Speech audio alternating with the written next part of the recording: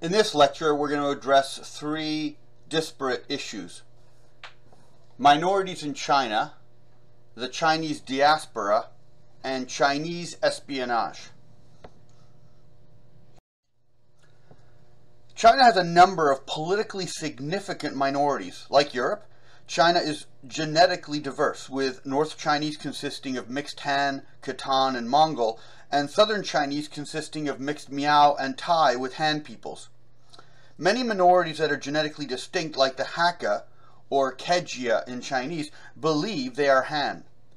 Most are politically quiescent and geographically isolated, like the Zhuang, who number 18 million, the Manchu, who number 10 million, the Hui, who are Muslim Han, number 10 million, the Tujia, 8 million, the Yi, 7 million, and the Mongols, 6 million, as well as many others. You can see in the middle right key individuals with Hakka ancestry, including the actor Chow Yun-fat, Lee Kuan Yew of Singapore, Deng Xiaoping, the leader of China after Mao Zedong, and Dr. Sun Yat-sen, who's one of the very important players in the 1911 Chinese Revolution that overthrew the Qing dynasty. So you can see here the Han people in the light brown, who occupy most of central China. Now again, it should be qualified that even among the Han, you're going to get genetic variety. You're going to get a great many northern Chinese who show up genetically as Korean, but are not in fact Korean. They simply share the same common ancestry of people that were moving in that area and occupied China in the period after the Han dynasty, like the Jin dynasty. So there's a large influx of essentially non-Han northerners who've mixed. There's a great deal of mixture as well in the south. The Kejia people, or the Hakka, genetically show up as Vietnamese. They were originally the Vietnamese population who were pushed out from China into Southeast Asia. You'll notice a large number of Tibetans who live outside of Xinjiang, or the province of Tibet, as far as Yunnan, Sichuan, and Gansu. So Greater Tibet, over hundreds of years of migration, is larger than the actual province. You can see the Turkic population, primarily the Uyghurs around their capital of Urumqi, in the northwest, which is where you've got the main desert region of China, the Taklamakan.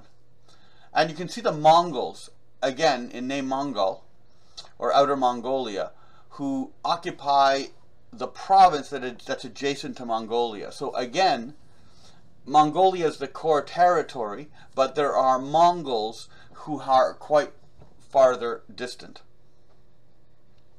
The Manchu ethnicities used to be concentrated outside of the Chinese cities, but they were quickly discriminated against after the 1911 revolution and migrated away from their basically sister cities that were outside of every Chinese city. They were the military cantonments for the banner army of Manchu that kept a watch on the much larger Chinese army to ensure that they were essentially obedient. Now you can see the Indonesian population, who are the aboriginals of Taiwan, who migrated up through Indonesia and the Philippines. And Taiwan's current president, Tsai Ing-wen, is 1/4 indigenous.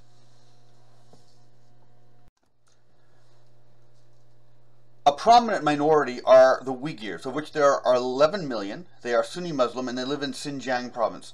Genetically, they're almost exactly 50% sort of European and East Asian, if they can be characterized that way. They're very typical of the Central Asian population that has seen a lot of movement, both an influx of people and a sortie of people. It's through Central Asia, for example, that you have many of the more mystical versions of Islam spreading into China, South Asia, and into the Middle East. It's through Central Asia and Persia that you have Turkic peoples, as well as the Roma people from South Asia that passed into the Seljuk and then the Ottoman empires and on into Europe. So it's a region with a lot of movement. And consequently, the population took up Islam because of that exposure to the ideas along the Silk Route. The Qing, or Manchu conquest of Xinjiang, incorporated it most recently, although the Chinese have had a presence there for a very long time. And the city of Kashgar was a Chinese outpost going way back to the original Han Dynasty, when the Han actually had a military presence in Central Asia, until they were ejected by the Muslim conquest and the Battle of Talash. Now, Xinjiang became independent following the Dungan Revolt from 1864 to 1876. That was, of course, when China's state apparatus was its weakest under the Manchu, and so they were losing control of outlying areas. It became independent again in 1933 during the Japanese conquest of Manchuria, and in 1944-49 until conquered by a Chinese army. General Uyghur hostility against China is primarily because of the Chinese immigration to Xinjiang. There are sort of terror groups which have conducted raids and bombings, of which the largest, accused by China, is Etim, the East Turkestan Independence Movement. You can see their proposed banner in blue with the crescent and the star in the top left of this map. Now, violence has been ongoing. Between 1990 and 2001, there were 50 different separatist groups, which inflicted 162 deaths and 440 injuries in 360 terror acts. China applied severe repression, but violence re-emerged to coincide with the Beijing Olympics in 2008, culminating in the Urumqi uprising, in which 197 were killed and 1,700 injured. Xinjiang is critical because it contains 40% of China's coal, 25% of its oil reserves, and 13% of its oil production.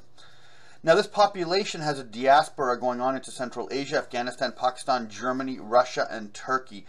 China spends considerable efforts tracking and extraditing Uyghur activists, even if they are peaceful. China uses a combination of severe repression with economic incentives to develop the region as a part of their Grand Northwest Development Strategy.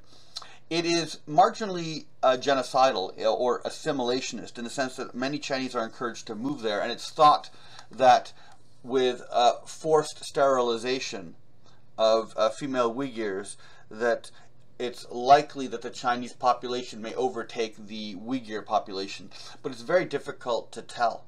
Estimates of how many Uyghurs are in detention range from just under 1 million to half the population. So it's very, very difficult to tell. There is already a long list of the different camps in which they are kept. Now, the concern, and in one of the previous lectures you saw my article on the topic of how China might end up using a war over Taiwan as a cover for genocide in the region. The Holocaust literature generally believes that dehumanization is the principal path to genocide.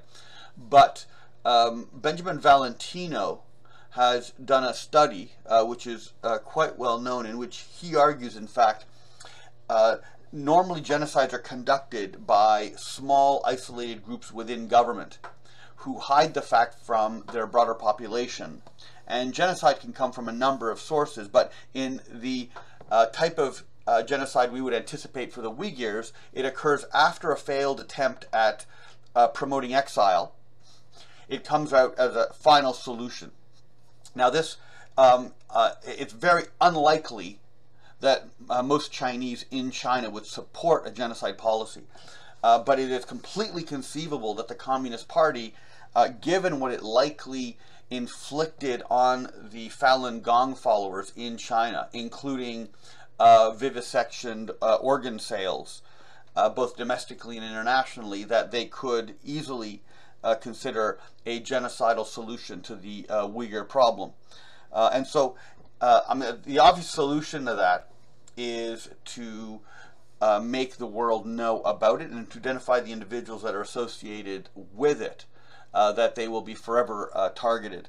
Bombing the sites, which was proposed by some who were considering how the British Royal Air Force could have intervened against the Holocaust, against the Jews, the Roma, and the Slavs by the Nazi state. The problem with bombing a concentration camp is that while on the one hand you do then expose the genocide because you can't hide the local population from it, it doesn't make killing mechanically that much more difficult. It just simply alters the concealment. So it comes down to a question of whether a population being genocided in Xinjiang province, which is several thousand kilometers from the core of China, is going to make a difference. Whether these people are slaughtered by the Chinese government in some sort of mechanical process in a facility, or whether they're simply marched out into the Taklamakan Desert, which was the Ottoman solution to genociding the Armenians.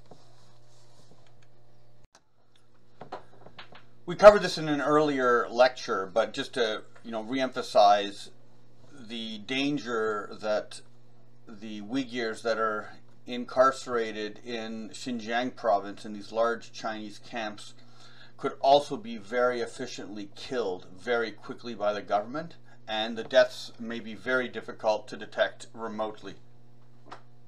The principal solution would be to make the Chinese aware of the long-term consequences, and this requires the intervention of official governments, because any complaints passed through the United Nations will automatically lack credibility, since it's well known that Western countries have sort of a cynical use of those institutions.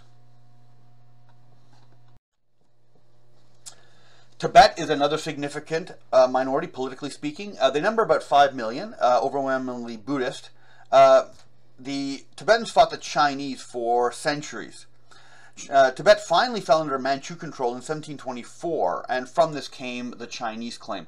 There was no Chinese occupation of Tibet prior to 724, although Tibet was considered to be a tributary state, and so China could call upon it when it was operating in the region. Tibet recently was independent from 1912 to 1951, when it was reinvaded by the Chinese army. The CIA in India helped fuel the Khampa rebellion against Chinese occupation in 1958. The Cultural Revolution destroyed 6,000 monasteries.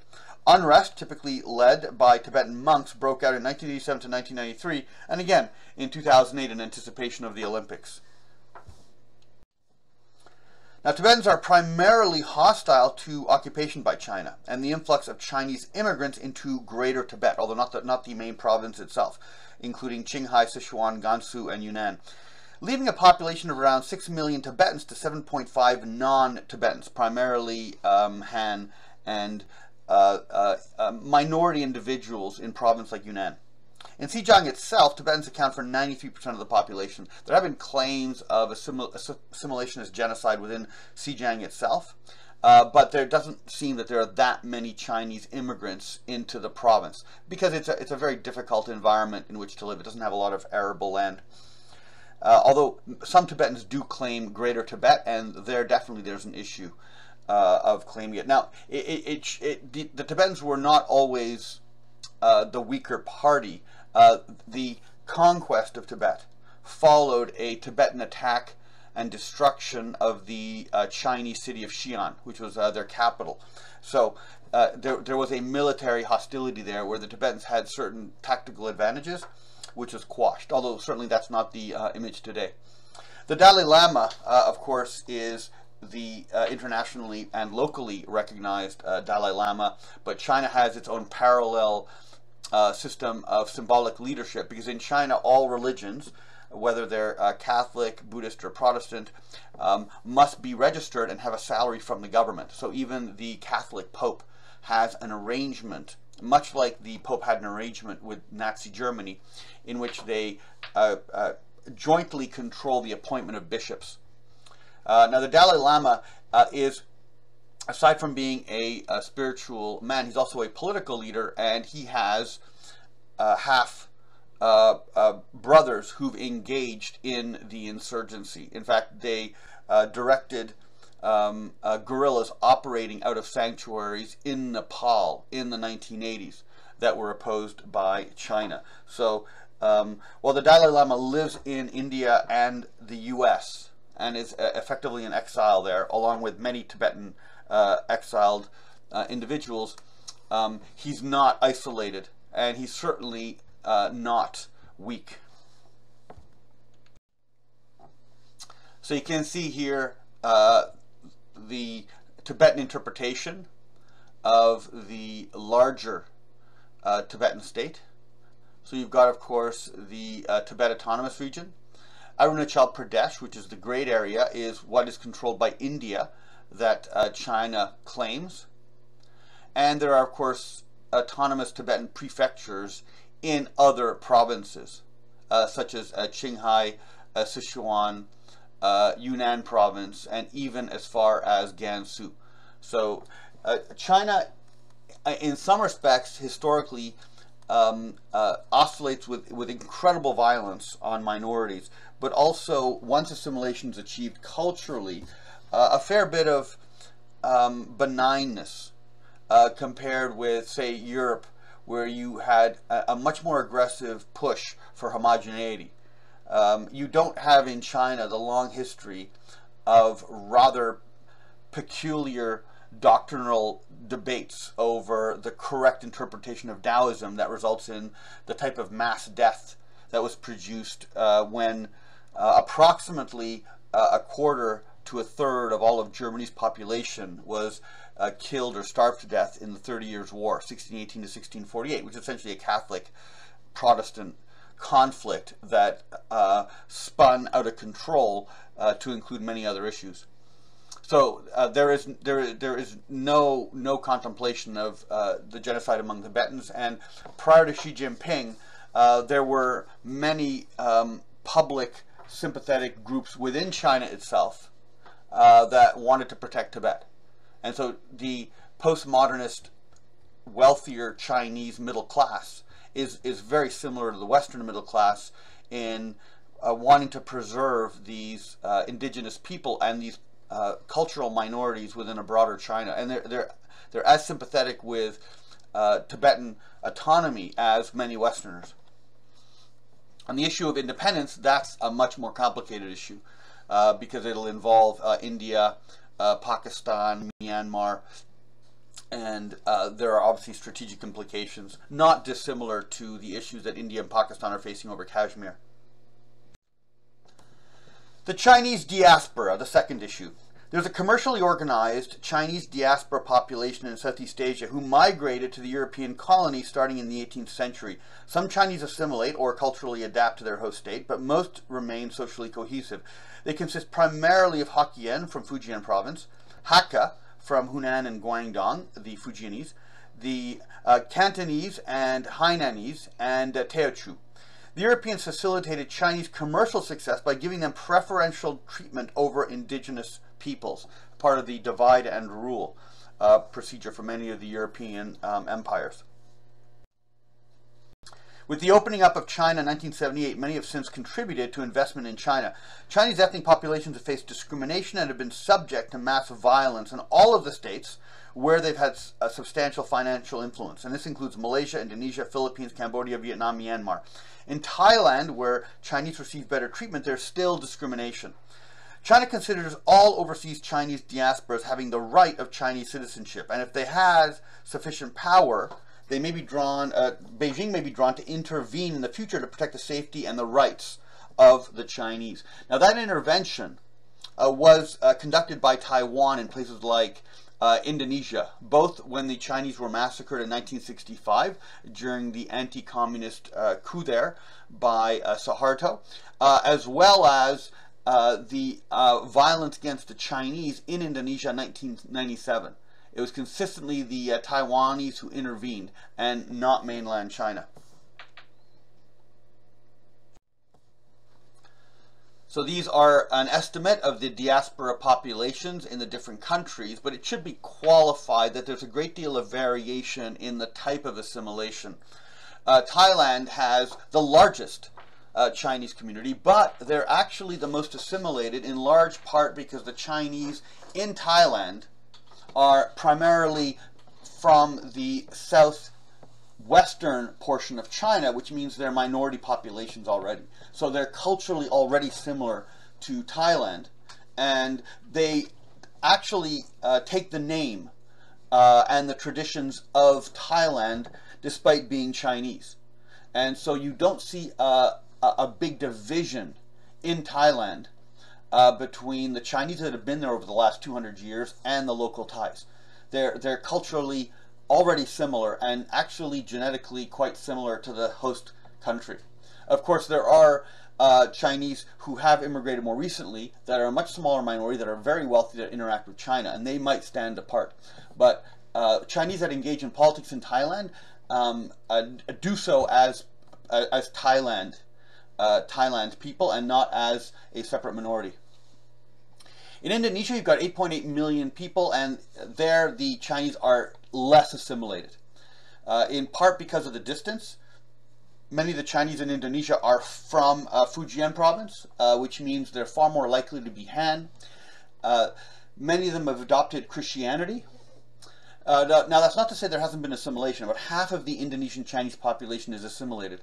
The issue in terms of visibility is not only the difference in religion, the difference in appearance, but the fact that the Chinese have a wildly disproportionate financial impact on the country. Where they may not control the majority of the economy domestically, they control something like 25% of the companies, of major companies. They might still control over half of all external trade, despite attempts by the government to create an indigenous class of Indonesian entrepreneurs. Malaysia, again, very deep divisions, just like Indonesia. You have a distinct Chinese population that's also divided along religious lines. The local Malay population. You have an Indian population from South Asia. And Malaysia has Chinese rights essentially being guaranteed by threats from the military of Singapore. Because just about everybody who is in Singapore has a relative either in Malaysia or Indonesia.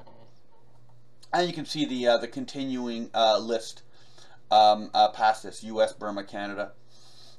Many of these countries have much larger numbers of Chinese today in the West, because that's where a lot of the mainland Chinese immigration is going, and it's changing the character of the Chinese diaspora from a primarily Cantonese population to a Mandarin speaking population with much closer sympathies to the politics of Beijing.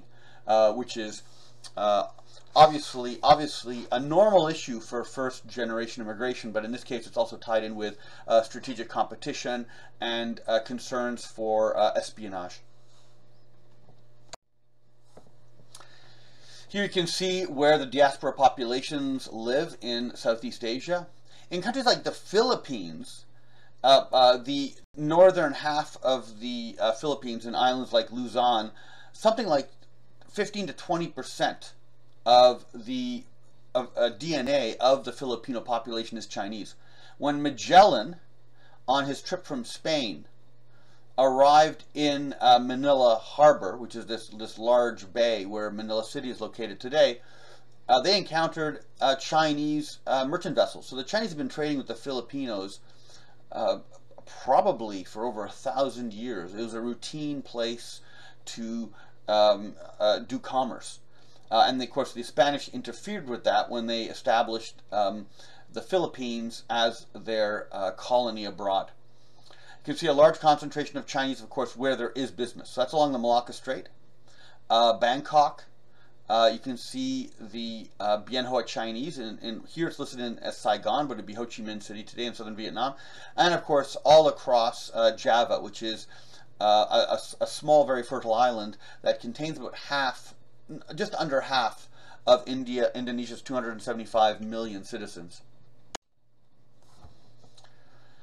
Now, you can see the area of origin for many of the Chinese that have gone abroad. So it goes as far east as Fujian province, and then as far west all the way to the border. And so the Chinese that are moving into Southeast Asia are partially Han, but they're already culturally very similar to the people in Southeast Asia. This is an estimate from 20 years ago. It's really difficult to tell and to disentangle what the precise ethnic origin is of many Chinese, because they look similar and to the native population, and they very often change their names, and they don't advertise their ethnicity. But in Indonesia, for example, you have 3 to 4% of the population in 2000 controlling 73% of the market capitalization.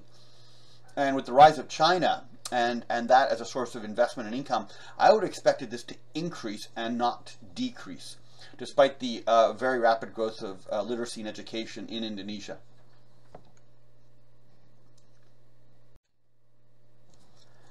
So Singapore's got a population of 5.3 million. There's an additional 1 million Chinese temporary workers from the mainland.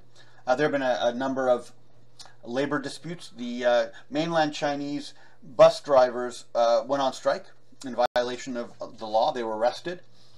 Some of them who were resisting arrest were hit with the lathis, the sticks used by some of the Singaporean police, and China complained.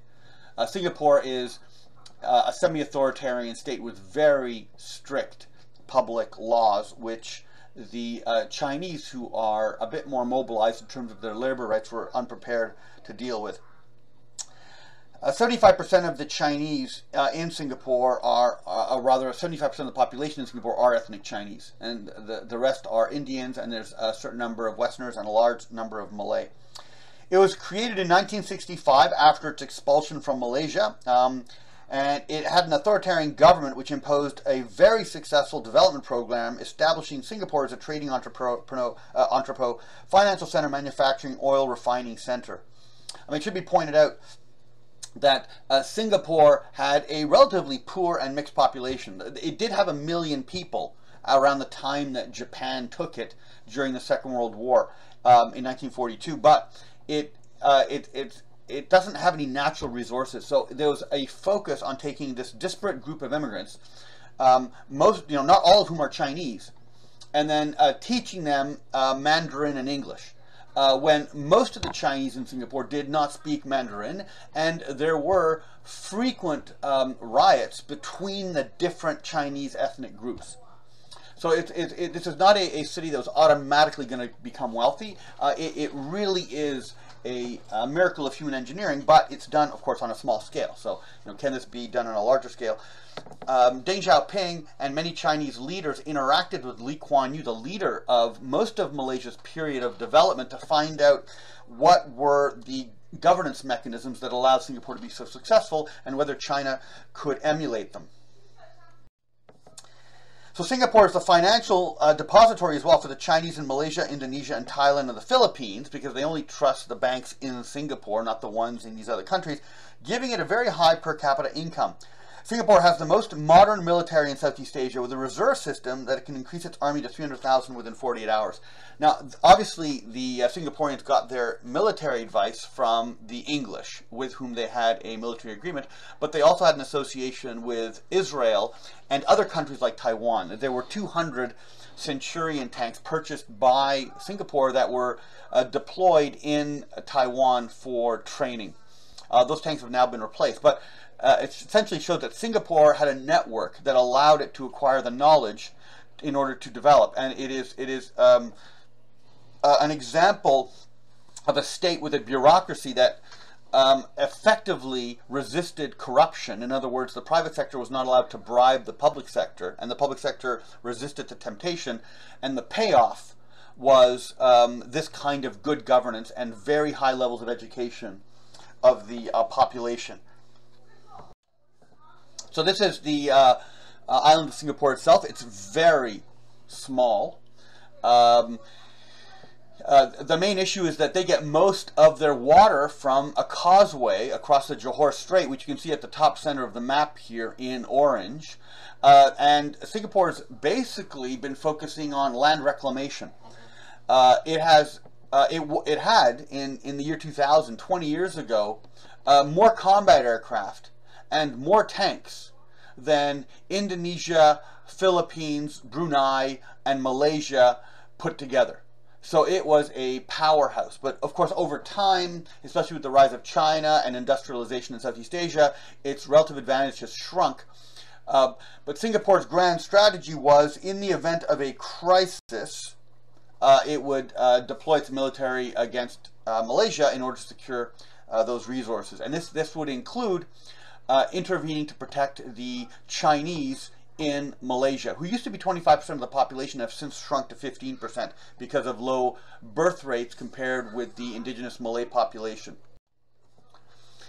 So you can see here Singapore adjacent to Malaysia. Right, so Malaysia ejected Singapore when they were independent in 1965 because they were very concerned about being dominated by a very small and wealthy Chinese elite.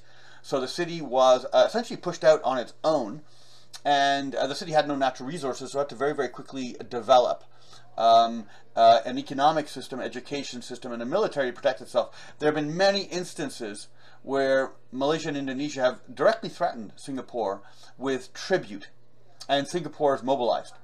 And it's not ever been imposed upon. Now, it's in a very strategic location, the Strait of Malacca, so the Americans have a base there. Even China has treaty rights to have its ships refueled there. So, you know, be curious to know what the sentiment is in Singapore in the event of a fight between China and Taiwan. Because Singapore is not a democracy in the way that Taiwan is a democracy.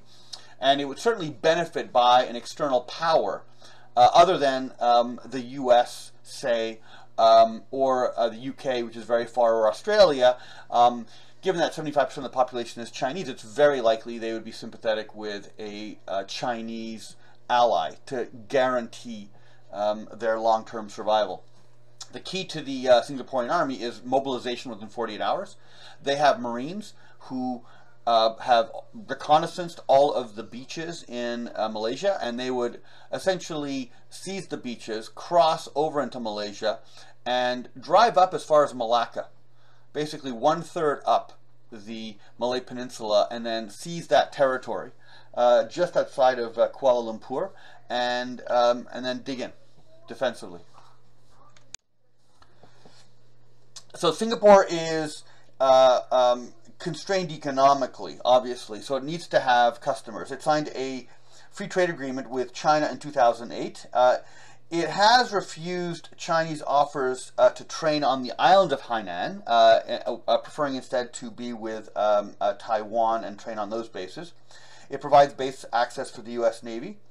It has occasionally rebuffed extortion threats from Indonesia to obtain money. This is detailed in Jayakumar's book, Diplomacy of Singapore Experience, which shows you how volatile this region is. Not something that people know a lot about, which is a part of the colonial consequence of Indonesians mostly interacting with the Dutch and the Germans. And so it's outside of the Anglo sphere. But there's 275 million Indonesians, and with all the other Southeast Asian countries there, Singapore is in the middle of a strategically very important region that is the main thoroughfare for most of the world's commerce. And Singapore is right there in the middle of it, in the world's most important choke point. So Singapore is entirely dependent upon Malaysia for water from across the Johor Strait, which you can see below, and you can in fact see the causeway and the pipes actually carrying all that water. Now Singapore does have nature preserves created explicitly to hold water and to, of course, avoid the smog which happens with intense urbanization. But Singapore is a fortress city. But it would not be able to hold out long without having to go into Malaysia. So the army is entirely focused on invading Malaysia and securing the water supply. Malaysia is generally unfriendly with Singapore because of its own problems dealing with essentially just prejudice by its population against the Chinese minority. So Malaysia, it's a population of a 28 million, of which 24% are Chinese. The communist insurgency in the 1950s was a primarily ethnic Chinese movement inspired by mainland China. These were Chinese laborers who'd been brought in to work on the plantations, and they worked on the marginal land next to the jungle. And so they were inspired by the communist movements in the 1920s and 30s, 40s and 50s to resist. So it was relatively easy for the British to deal with the problem because it was an ethnic problem. It was very easy to isolate the Chinese and to mobilize the Malays to help the British to suppress the communists. Ultimately, the communists were defeated by the British, but it politically marginalized the Chinese community in the eyes of the Malays. The Chinese are the wealthiest community and consequently the target of suspicion. The majority Muslim Malay population has increased from 45% of the Malay population, which is a minority, to 60% in 2012, gradually marginalizing the Chinese population. Singapore has one of its implicit goals of protection of the Chinese Malay population. Malaysia contains traditional monarchies who rotate leadership as the head of state for Malaysia. And of course, there's East and West Malaysia, where West Malaysia is on the Strait of Malacca, and that's where you've got the capital of Kuala Lumpur and the original state of Malacca, or the port city of Malacca. That was the state of Malacca, going back to pre-modern times. And then, of course, you've got East Malaysia, which is Sabah and Sarawak, which surround Brunei on the island of Kalimantan, or what was originally called Borneo, now a major island in the Indonesian archipelago.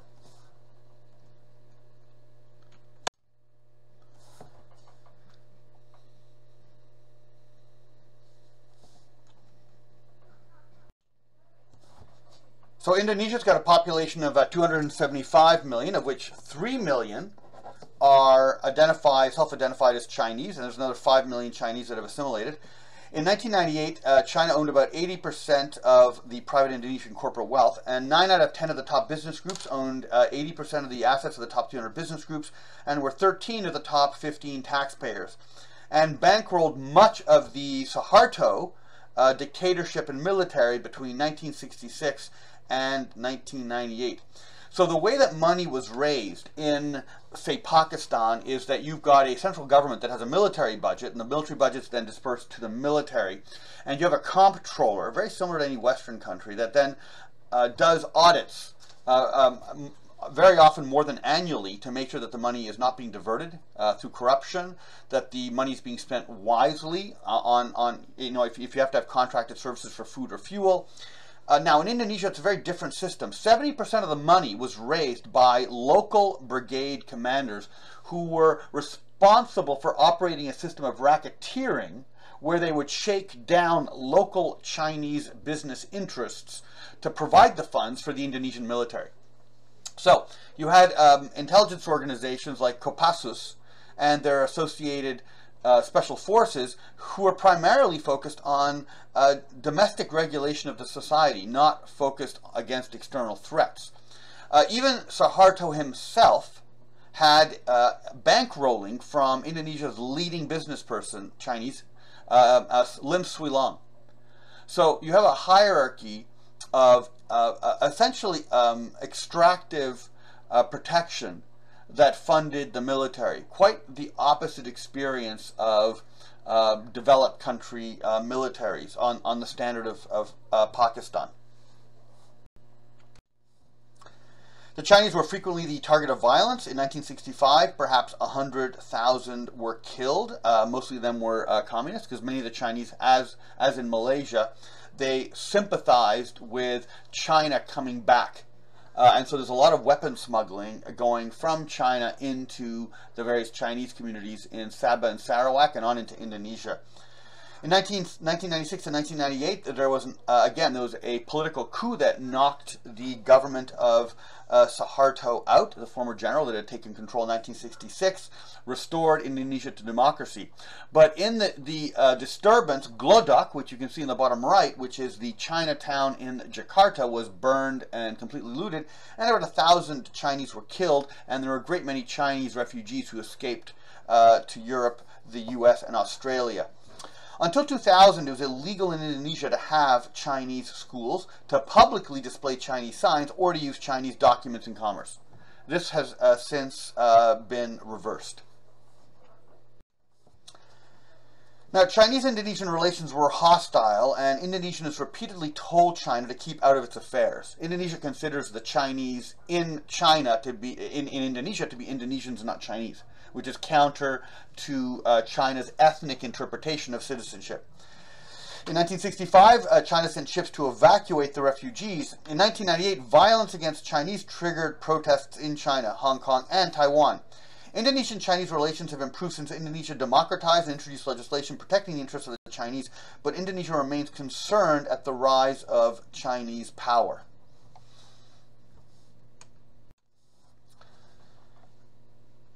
So here you can see China as an investor in Indonesia going up to 2014. Obviously, the values are much larger now with the Belt and Road Initiative, but this is the original investing when China's economy began to grow, and it shows that the local Chinese are probably the conduit for much of this investment.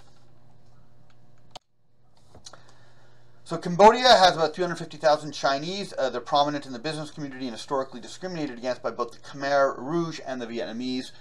Technically, they were called white because of their skin color. In other words, they were lighter skinned than either the Vietnamese or the Cambodians. And during the Khmer Rouge period, they were directly targeted by the government because they were seen as an impurity among the Khmer community. Now, there are other countries that have a diaspora, and India is one of them. There's a significant number of Indians in East Africa going from Ethiopia all the way down to South Africa throughout the Middle East as workers, and generally these people, the Hindus and the Muslims of South Asia, Pakistanis, Bangladeshis, and Indians, are very often equally divided in countries like Qatar and the Emirates, so that neither India or Pakistan has a position of dominance. But there's also a very large number of Indians right through Southeast Asia, including cities like Palembang, which contain a large Chinese and Indian population. Northern Sumatra, you can see Palembang as a multi-studded star in the Indonesian archipelago. That's essentially a very important city from one of the Indonesian empires, the Srivijayan Empire, and so that's the island of Sumatra. On the north of Sumatra, you have Aceh, which has been pushing for autonomy, and some have been pushing for independence for a very long time, called Aceh Merdeka, or Freedom for Aceh. That movement was temporarily destroyed by the 2004 tsunami that wrecked that part of Sumatra. But that population is actually Arab and Persian, ethnically speaking. So Indonesia is very mixed. So you even have a Persian, Iranian, and an Arab a diaspora extending as far as Indonesia. So China's diaspora interacts with other countries' diasporas. So this, it doesn't sound like these diasporas are important enough at the moment to cause an intervention. But again, you can recall the colonial conflicts among the European states, particularly the French and the English in India. One can imagine a dispute over, say, Fiji, where there is a prominent Chinese business community that's disproportionately influential, but the Fijians themselves are a minority compared to the Indian population in Fiji. In 1987, following a Fijian coup in Fiji, the Indians contemplated sending an aircraft carrier and an amphibious force to impose a democratic solution, and the U.S. intervened and convinced India not to go. But one can imagine a scenario where China's intervention in Fiji to protect its interests in the form of a frigate ends up in some incident with an Indian ship protecting the ethnic Indians living on that island.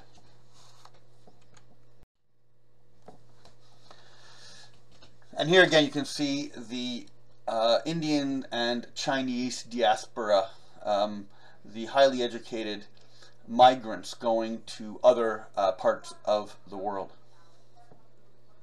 and whether this has any political consequences, and whether it imposes not distortions but rather redirections in a democratic sense to the foreign policy of these countries. Yeah, this is the likely path that an Indian flotilla would have taken to Fiji in 1987. So our third topic is espionage. China has been widely recognized to be the primarily and most active espionage threat to the U.S., and China is the subject of around 30% of all espionage cases, Germany, in which 60% of all cases are Chinese, the UK, Canada, of which about 50% of all cases are Chinese espionage, Australia, and Japan.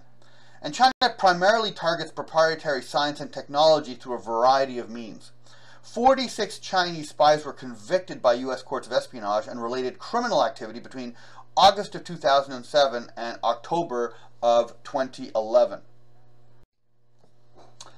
China's principal domestic security organization consists of the Ministry of Public Security, whose budget is approximately $95 billion in 2007. I don't know what the figure is today, but it's important to note that this organization has a budget almost the same size as that of the Chinese military.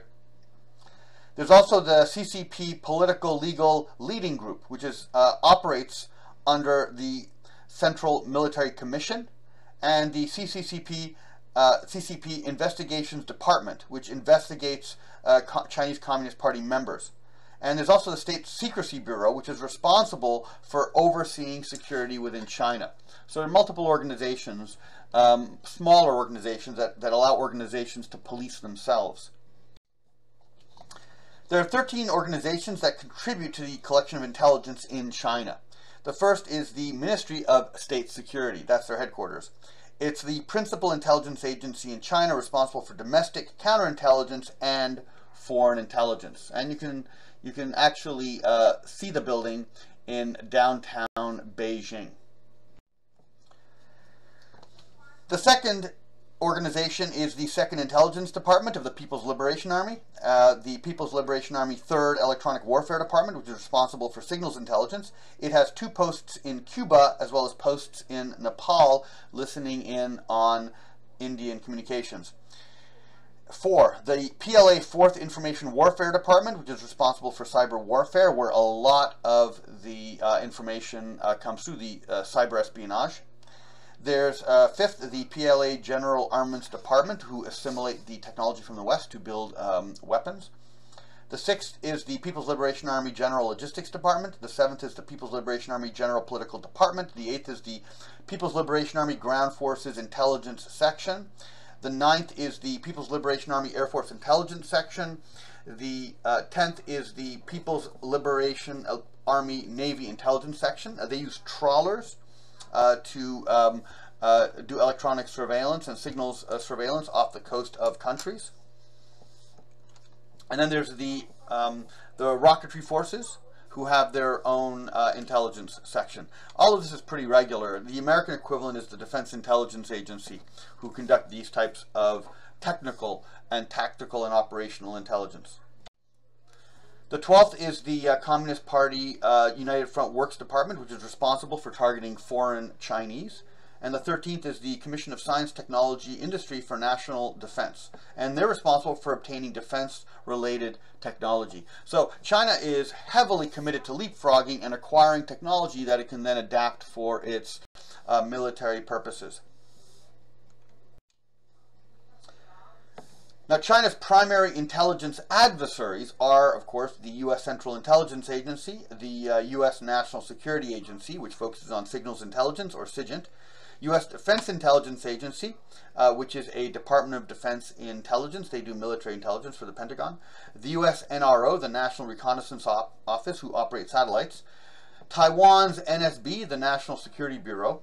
Taiwan's MJIB, the Ministry of Justice Investigation Bureau, which does counterintelligence. It's very active because many of the senior Chinese military personnel have family links in mainland China who are still there. I mean, they've only been gone 2 generations. You know, they came over to Taiwan in 1949, and many of them went back in 1990. You know, scarcely 40 years later. And then in Taiwan, you've got the MIB, the Military Intelligence Bureau, who have a very similar function to the Defense Intelligence Agency. The Russians have the FSB, the Federal Security Service, which focuses on counterintelligence, the SVR, which is the Foreign Intelligence Service, and the Russian GRU, which remains unchanged, the main intelligence directorate for the Russian military, who do military intelligence. India's got IB, the Investigation Bureau, which does counterintelligence, and the RA, Research and Analysis Wing, which does foreign intelligence. Japan has the PSI, or the Public Security Intelligence, and they do foreign and counterintelligence. And Japan also has the FAID, the Foreign Affairs and Intelligence Department, who do external intelligence outside of Japan. Korea has the NIS, the National Intelligence Service. They used to have the KCIA, the Korean Central Intelligence Agency. And Vietnam's got the GDMI, the General Department of Military Intelligence, for foreign and counterintelligence. China's intelligence priorities are: 1, acquisition of Western technology. This receives the most focus, the most resources. Number 2, surveillance of dissidents, diaspora ethnic minorities like the Uyghurs and the Tibetans, and movements like Falun Dafa, which is Falun Gong, banned in 1999. This is the highest priority mission, these 3 groups, because China sees them as, China, of course, is chaos phobic. They see them as leverage for foreign powers. 3, spying on Taiwan, which you can imagine is difficult because Taiwan is a democracy, although it's facilitated by a great many mainlanders who are in Taiwan who disagree with independence for Taiwan. And number 4, penetration of foreign counterintelligence services. Now, there's a misconception that China has a particularly unique and Chinese approach to data collection. I mean, this is not true. China collects information in a very conventional way that other countries do. But these are the misconceptions. Number 1, Chinese use large numbers of low-skilled collectors and rebuild a situation of a technical nature from small data sources. And this is termed the 1,000 grains of sand approach. China may be using it, but this is not a very efficient way of collecting information, and resources are much better applied directly by sending in an individual or by doing cyber espionage. Number 2, China prefers to induce cooperation rather than paying information. So the idea that China is going to rely on ethnic Chinese or on individuals who feel patriotic, and China does not do traditional statecraft. This is false.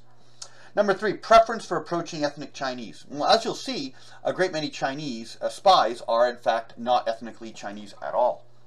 Number 4, China targets patriots rather than flawed personalities. The flawed personalities, those who are drunk, those who are cheating on their wife, those who are greedy and want money.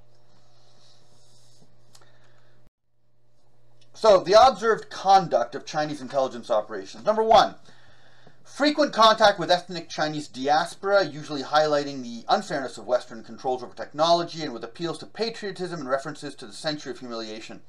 98% of the Ministry of State Security contacts are made with ethnic Chinese. Although 1% of U.S. citizens are Chinese, Chinese do make up 15% of the research and development community. The challenge for Western counterintelligence is to be cautious when accusing someone of being a traitor because of the need to maintain good community relations. You do not want to alienate the Chinese community that is so hardworking, and the vast majority of whom are better Americans than Americans. This is a list of many of the individuals who were implicated in cases of espionage just from 2007 to 2011. So it's basically just a small snapshot. And you have about this rate of espionage fairly consistently until recently, when there was much tighter controls introduced by the US government around 2010.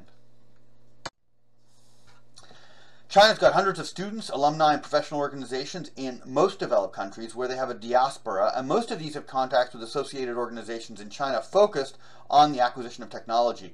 Most of their websites are actually explicitly asking for individuals interested in returning to China to provide assistance by sharing technology, despite the obvious illegality. Now, this is, of course, done in with Chinese characters, so you're not going to be able to sort of spot it quickly on the internet. Now, between 80 to 90% of Chinese-born PhDs in the U.S. do not return to China. In a survey, the 10 to 20% of Chinese PhDs that did return to China did so primarily for, 1, business opportunities, right? They went there to make money, to apply their skills in a growing market. Number 2, lifestyle. And most often it has to do with food, it has to do with their community, it has to do with whether or not they can get married.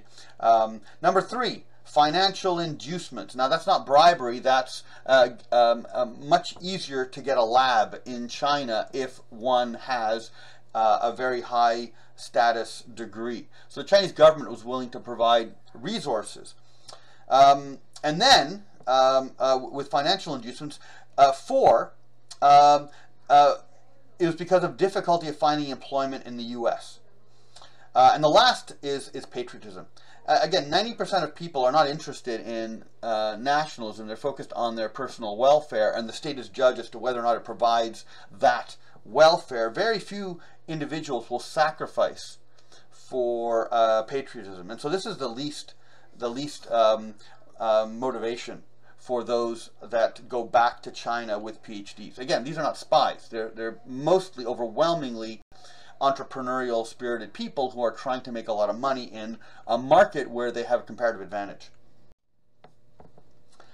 So in a survey of those that do return to China but then come back again to the US, these are PhDs, they state they did it because, number one, the Chinese government had a lot of red tape. So China has a serious problem with its legal structure. And, if these people were patriotic, they wouldn't mind the red tape, but they're not. They want to make money. So obviously the Western system is more efficient with regard to protection of intellectual property rights. You work in a Chinese lab, you could lose your secrets and your technical advantages to a fellow Chinese entrepreneur who is going to be protected if they've got the guanxi or the connections in the legal system, if they're Communist Party members. The government's failure to keep promises about tax breaks and seed funding. So there's a lot of luring, but then an inefficiency in China on following through. There's also rampant plagiarism between Chinese scientists. There's very high personnel turnover. And there's dependence for the success of any project or enterprise on guanxi with government officials. So there's still this informal need to bribe even when it's illegal. So it's having to operate in a system where the baseline is to behave in an illegal fashion is obviously going to be too much trouble for some entrepreneurs.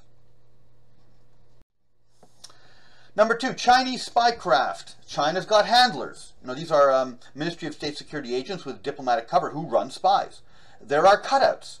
Right? These are interceding contacts between the handler and the spies. They could very often be journalists. They could be local people living in the target country, like Germany or Japan or France.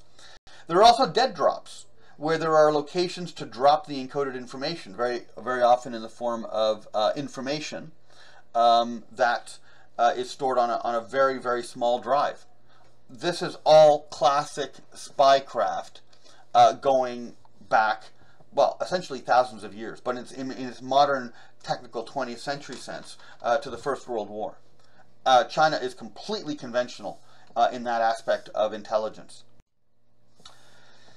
Recruitment of white spies. You have Glenn Duffier Shriver, who's a CIA applicant in 2008.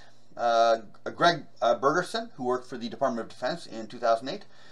James Fondren, who worked for U.S. Pacific Command 2008.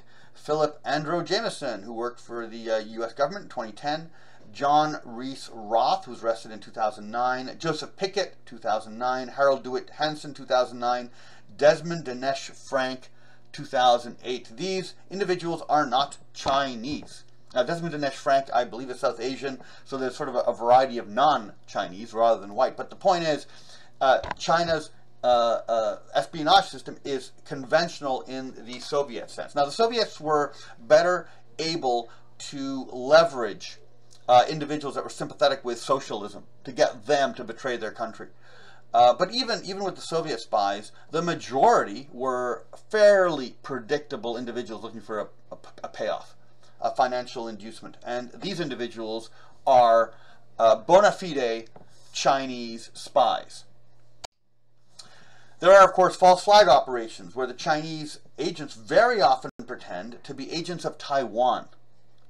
Here you can see where the Ministry of State Security is located, near the Summer Palace, north of Beijing.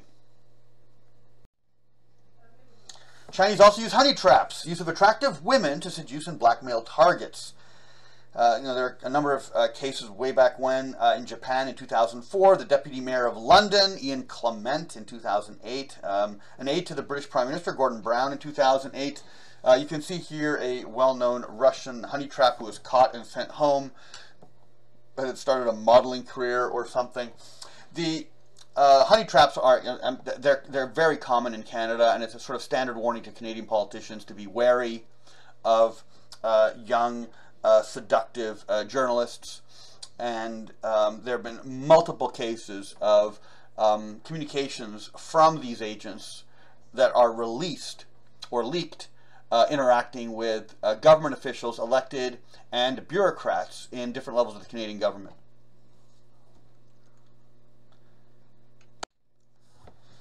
There are, of course, gamblers. This is Larry Wu-Tai-Chin. He is Chinese, but he's not patriotic. He simply ran up a large gambling debt. He seems like a perfectly good candidate for Soviet intelligence, but China got to him first.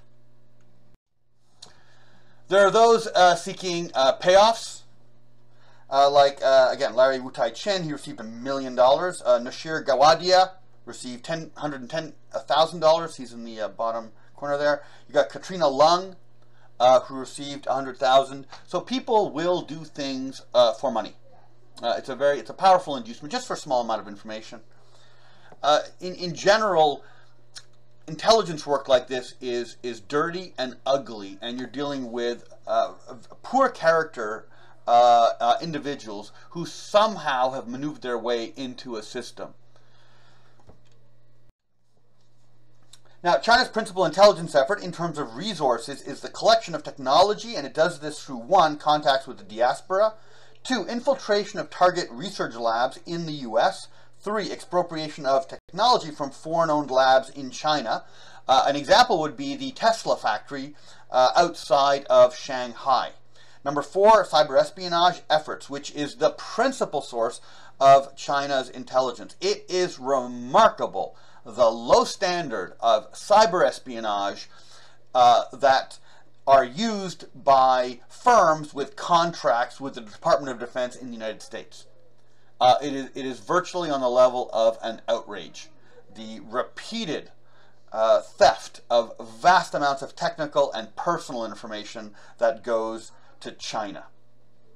Now, obviously, there's a cost to the economy and a diversion of resources to focus on these issues. And the companies don't feel much of a financial disincentive if technology is stolen, because certainly DoD is never going to buy from China, but clearly the system should be structured so that severe penalties are felt if these organizations deal with basically developments that are funded by the public purse, and then they lose that vital information. Now, although U.S. counterintelligence characterizes Chinese cyber efforts as less technically sophisticated than that of Russia, the scale of the Chinese effort is considerable. Now, these are managed by a library-like system of information, diffusion to stakeholders in intelligence, the military, and industry. In 1985, there were 60,000 employees fulfilling the function of cataloging and distributing the information provided by the R&D data collection operations, and the current total is likely much higher, possibly double. There's a belief within the Chinese cyber community that Taiwanese are reluctant to fight, and that the U.S. is casualty averse, and that cyber warfare, including cyber intelligence and influence operations, can therefore play a decisive role in weakening Taiwanese and American resolve. There's also some evidence that China thinks it's possible to delay a U.S. relief force by using cyber warfare to disrupt U.S. civilian logistics networks that provision the U.S. Navy and Air Force. Certainly, it's possible if these systems are exposed. During the lead up to the Gulf War in 1991, the German rail system was described as operating at 99.7% efficiency. It's unknown exactly what they were measuring, but the U.S. used the German rail network to move divisions of American mechanized and armored units to Saudi Arabia in order to invade Iraq and liberate Kuwait.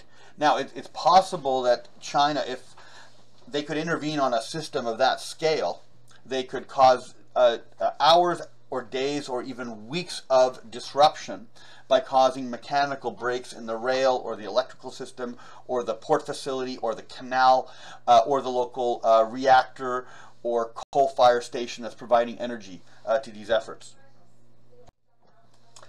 Limitations of Chinese intelligence processing. China's bureaucratic hierarchies tend to be vertically integrated, called stovepipe. So you're stuck in this area where you have very limited information going from top to bottom, and you are not receiving insight from other organizations. And you have these parallel domains that resist collective cooperation unless they're skillfully managed from above. The problem is that information remains highly compartmentalized and leads to poor intelligence processing and suboptimal policy making. Organizations are likely efficient and loyal to their patron, but bureaucratic cooperation cannot be assumed when it reaches out beyond the Guanxi or the connections network. China's demonstrated an inability to anticipate what the political situation is going to be in countries like the US, Taiwan, or Pakistan. China failed to anticipate the demonstrations of the youth in China against the COVID restrictions, and the government's very quick change of policy seemed to indicate the government's sense of vulnerability. They weren't perhaps sure how vulnerable they were, but they made a very swift change because clearly they didn't have an apparatus that they could use and deploy against the people. It's very likely that China's domestic repressive system of police may not be able to exert the level of violence that they did on June 4th of 1989 during the Tiananmen Square massacre. And so this leaves the government very vulnerable to a type of Berlin Wall collapse where the local troops have been imbued with the new postmodernist culture of justice and fairness and constitutionalism, and therefore won't behave in the way that the 60-year-olds and 70-year-olds on the Politburo think it should. Now, this article that I wrote was raised earlier, but it points to a core controversy in Canada at the moment about the source of Chinese influence. On the one hand, there are those who argue that there are active influence operations by the Chinese government illegally in Canada. This is alleged by various human rights groups like Amnesty International and Human Rights Watch, who are particularly focused on the treatment of Canadian Uyghurs and Canadian Tibetans who are targeted on campus by Chinese students who are accusing those activists of racism or misrepresentation. And it's thought that those individuals are either being directly coerced, because when they go back to China, of course, whatever classes they took or whatever their activity in Canada was will affect their future employability, or there might be a specific individual that organized these issues on campus with guidance from the Canadian Embassy. Plus, there are Chinese newspapers, both in print and online, that push pro-Beijing agendas that apply both in national politics and in local politics. And so it's thought that there is an espionage problem that needs to be addressed, a situation where Chinese spies are operating in Canada, and it's a weakness of political will that these Chinese are not being caught. And this is the chief indicator, which is very few Chinese are being arrested either for espionage or for influence operations. And at least in Canada in the last 40 years, zero have been convicted. My assertion is the opposite. China's not conducting influence operations in Canada. 90% of the Chinese students that come to Canada are self-centered. Maybe self-censored. In other words, they don't speak out because they know the consequences. 10% are activists on the university campuses, and they are sincere. They actually believe the policies they're proposing. Now, I personally have experience of listening in on conversations of recent immigrants from China in public places, not knowing that I was able to understand their conversations. And they were primarily complaining about a Taiwanese-Hong Kongese conspiracy to mischaracterize the Chinese people and the Chinese government. And so what's actually happening in China is, obviously there's cyber espionage. Obviously there are Chinese journalists representing various agencies through, as journalists who are carousing with Canadian government officials who obviously lack, rudiments of common sense.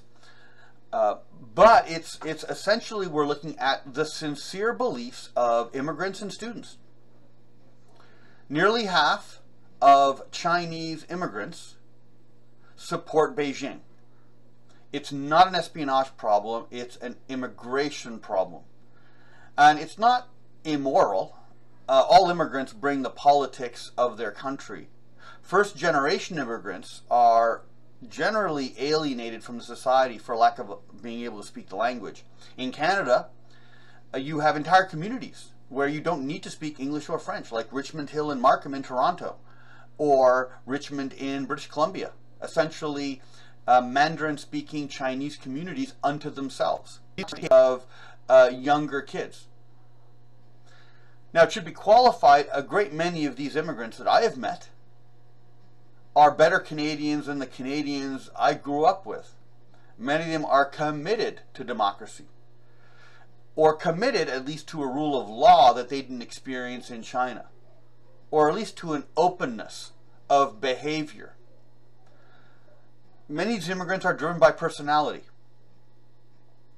But the public policy issue rises for Canada is, what can be done?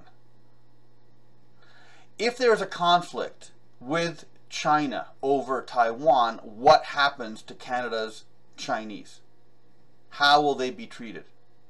If nothing is done, there will be 1 million Chinese in Canada that are pro-Beijing with family back home, not under surveillance, causing predictable alienation from our Five Eyes allies in the US, the UK, New Zealand, and Australia.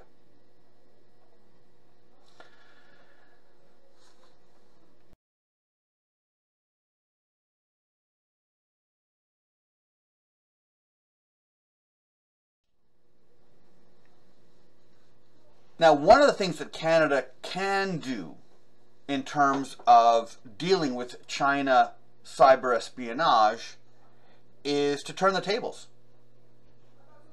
One of the goals of the West, in a generic sense, is not to allow an opportunity to pass up that will overthrow Vladimir Putin, the president of Russia, because of Russia's very violent, very erratic, and very dangerous behavior.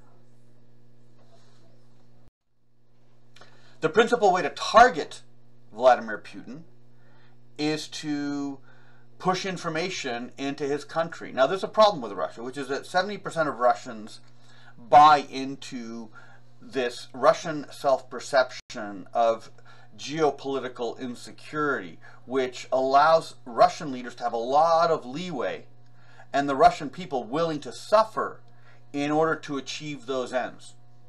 Now, the issue with Vladimir Putin is that he's doing that at the same time as enriching himself and a coterie of Siloviki cronies, oligarchs, effectively gangsters. And the West has not aggressively pushed this information into Russia. And the logic of not pushing it into Russia is if a leader feels personally targeted, he may act rashly. And thus far, Putin has stuck his head in the trap quite willingly. So the West doesn't need to do anything else except just run the gears of war until the Russian people become dissatisfied with his expensive solution to their insecurity problem in the Ukraine. Now, we can apply this to China. China wants to engage in influence operations in Canada or cyber warfare. Well, the communist regime is popular for the majority of Chinese society because it brought development, because it brought a drop in corruption, which is a major problem for a lot of these developing societies. But in the same ways that we're happy for the German people. We don't really want to reward the Nazi Party for bringing employment up in Germany. It doesn't benefit us. It benefits the Germans. And if it's linked with a hostile, dangerous foreign policy, then we should be wary of it. China's next generation and the current generation of youth don't share the same xenophobic principles that the majority of Chinese that support Xi Jinping do. It wasn't until the 1960s that a majority of West Germans no longer thought Hitler was a good leader.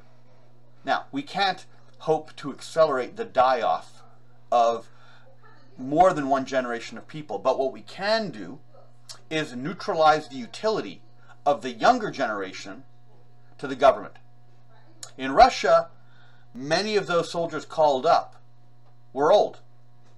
The 0 to 30 population in Russia, those that were born after the collapse of the Soviet Union, are not enthusiastic about the war. They see it as pointless. They disagree with their elders, but they're also providing 90% of the fighting power in the military. China's got the same dilemma as Russia. Their military power is going to come from the younger generation that doesn't support the policies of the government. Western ideology is not what it was. It's not a conservative, anti-foreigner system to preserve the lifestyle of the privileged. It is now a revolutionary, liberal democratic ideology that's been fashioned for generations to overturn traditional and authoritarian systems. If China aggressively targets Western countries should aggressively target the Chinese in China with information warfare to turn them against authoritarianism.